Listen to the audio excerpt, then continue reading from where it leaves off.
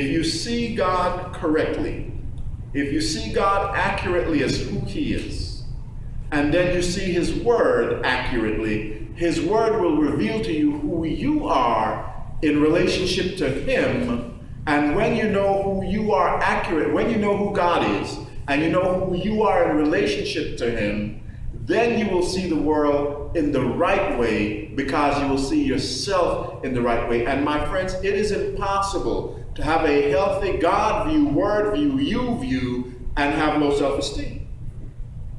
It's impossible. I mean, think of the things that the word says about you. Paul says, you are more than a conqueror. We are priests and kings. We are hid with Christ in God.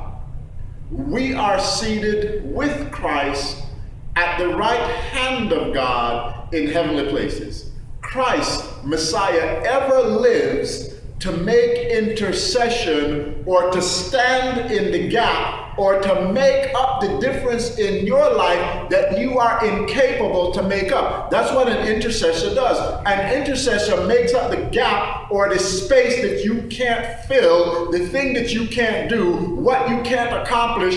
That is the role of the intercessor. And Christ is ever at the right hand of God, seated in heavenly places. What's the right hand? The right hand is the hand that bears the scepter. The right hand is the hand of authority. The right hand is the hand of rulership. So, my friends, if we know who God is, see, I can tell you all of that, but if you don't know who God is, then that doesn't have a lot of meaning. If you don't know who you are in God, then that doesn't have a lot of meaning. So let's look again at Genesis 37:5. And Joseph dreamed a dream, and he told it his brethren, and they hated him yet the more. The first thing I want you to notice in the life of Joseph, only one person dreaming. There's Joseph's father isn't dreaming, Joseph's mother isn't dreaming, Joseph's brothers and sisters aren't dreaming, only Joseph is dreaming.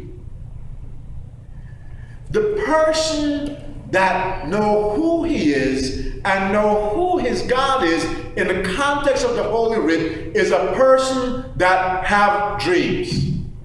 When I say have dreams, I don't mean people that fall asleep and have a dream. That's not what I mean. I mean people that know who they are, who their God is in the context of the Word of God. The Word of God being foundational to that knowledge will always be people that's looking to achieve or accomplish or go somewhere or do something significant. Further, the dream is never self-serving. A godly dream is never about the dreamer. Now, when you tell the dream to people, they will think it's about you. Because when Joseph comes and says to his brothers, yes, I was in the field and there were 12 sheaves. And I was one and you were the 11, and my sheep stood up and your sheep bowed down.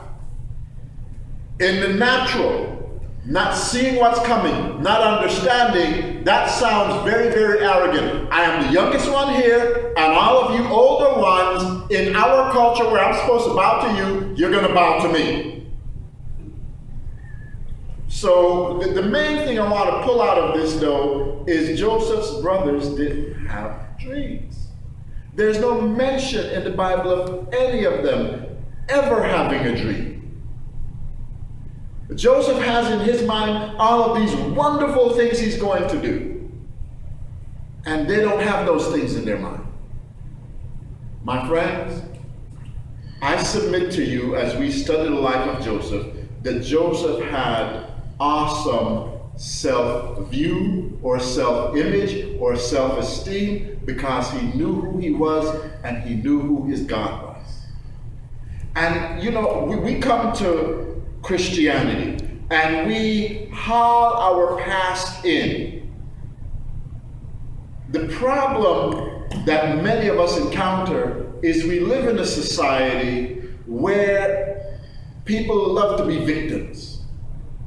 We love to have someone to blame. We love to have a story to tell.